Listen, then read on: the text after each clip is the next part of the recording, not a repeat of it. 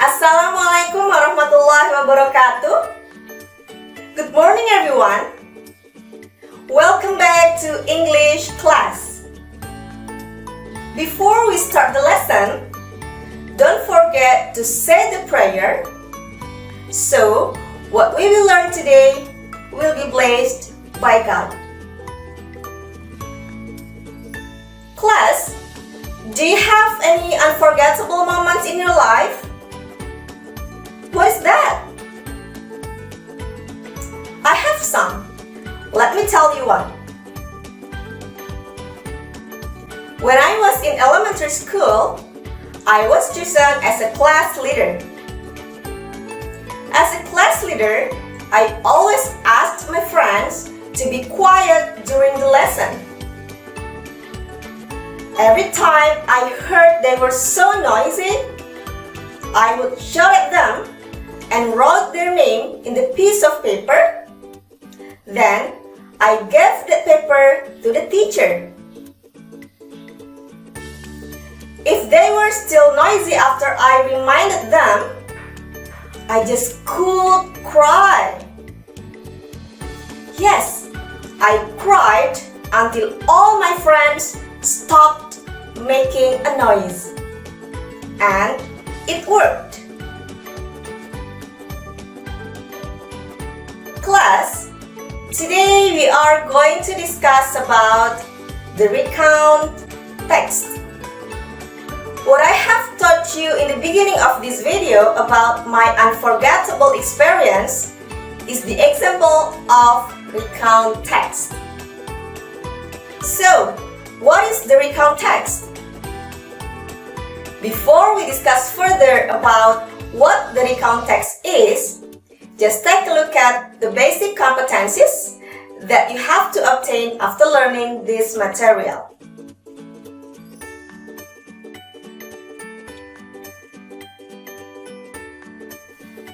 There are three discussions that we are going to learn today. There are the social function of recount text, the language feature of recount text, and the generic structure of recount text. Let's go on to the first discussion about the social function of recount text. Recount text is a text that telling the reader about one story, action, activity, event, or experience happened in the past. So, the communicative purpose of recount text is to retell past experience in order to inform and entertain the reader. Jadi, yang dinamakan dengan teks recount itu adalah sebuah teks yang menceritakan tentang sebuah kejadian, aktivitas, atau pengalaman yang terjadi di masa lampau atau yang sudah pernah kita alami atau sudah pernah terjadi. Ya. Dan tujuan ataupun fungsi dari teks recount ini adalah untuk menceritakan kembali tentang kejadian yang sudah lampau agar bisa menghibur para pembaca. The second discussion is about generic structure of recount text. There are orientation, event, and reorientation. Orientation. It is about the opening paragraph that gives the readers the background information needed to understand the text, such as who was involved, where it happened, and when it happened. Jadi di bagian orientasi atau orientation ini berisi paragraf pembuka yang memberikan informasi kepada para pembaca mengenai hal-hal yang menjadi dasar cerita tersebut. Misalnya, siapa yang berperan dalam cerita tersebut, di mana kejadian itu berlangsung, ataupun mengenai kapan kejadian itu berlangsung. Oke, jadi bagian orientation itu berisi tentang paragraf pembuka yang isinya tentang informasi dasar tentang cerita tersebut. Kemudian di bagian event.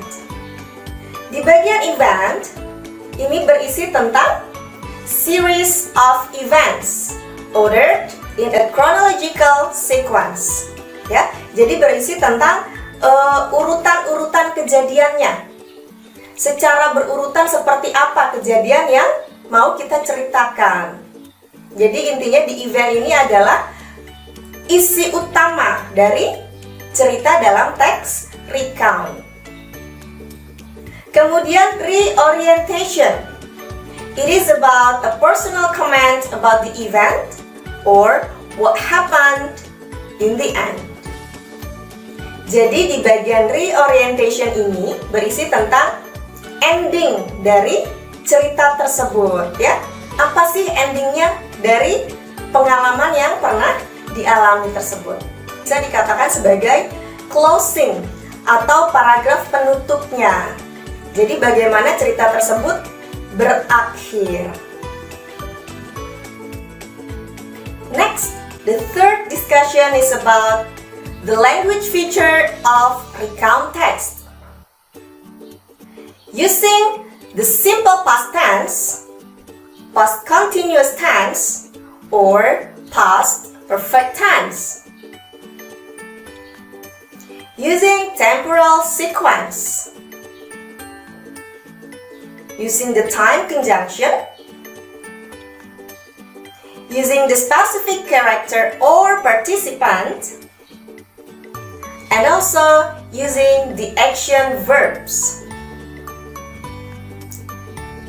Jadi untuk unsur kebahasaan dalam teks recount, yang pertama, dia harus menggunakan tenses bentuk lampau atau tenses bentuk past. Bisa berbentuk past tense, atau past continuous tense, atau past perfect tense. Do you still remember about the past tense and past continuous tense? Oke, jadi untuk past tense dan past continuous tense sudah pernah kita bahas ya di pertemuan sebelumnya.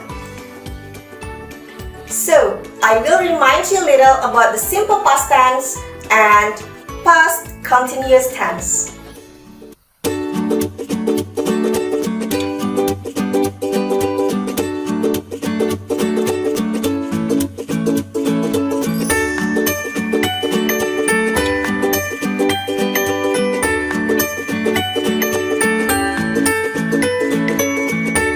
Oke, sudah ingat kembali ya mengenai simple past tense dan past continuous tense. Karena pembahasan itu sudah pernah kalian pelajari sebelumnya.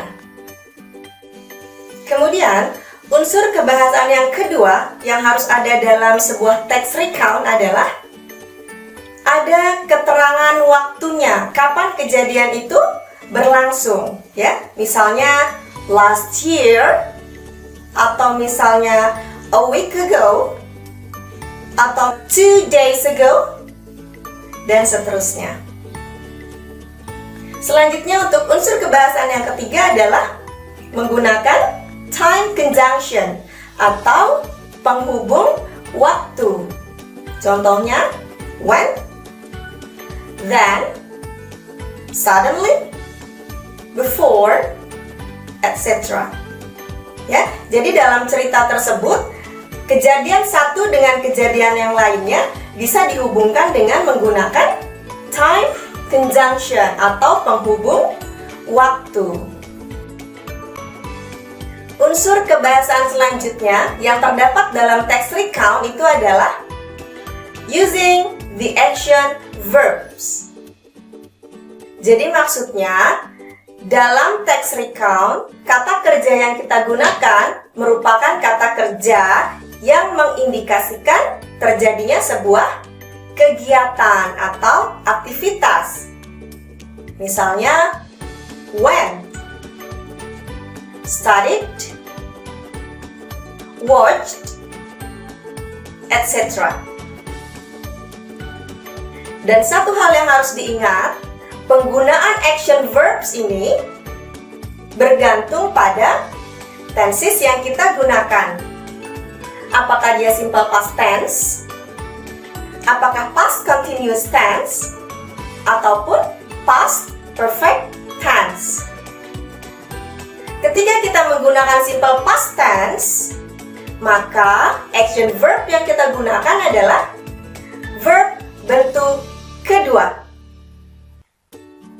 Ketika kita menggunakan past continuous tense, maka action verb yang kita gunakan harus ditambahkan akhiran ing. Tapi jangan lupa, harus sebelumnya diawali dengan to be, was, atau were. Dan begitu pun ketika kita menggunakan past perfect tense dalam cerita tersebut, maka kata kerja yang digunakan adalah kata kerja bentuk ketiga. Untuk lebih jelasnya, silakan kalian perhatikan contoh recount text berikut ini.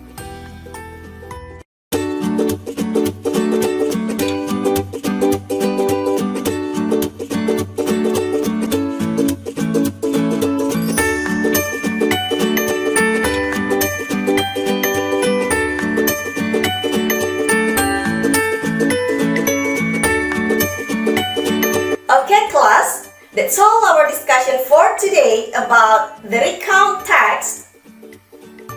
And if you still don't understand about this material, you can replay this video or you can ask your teacher.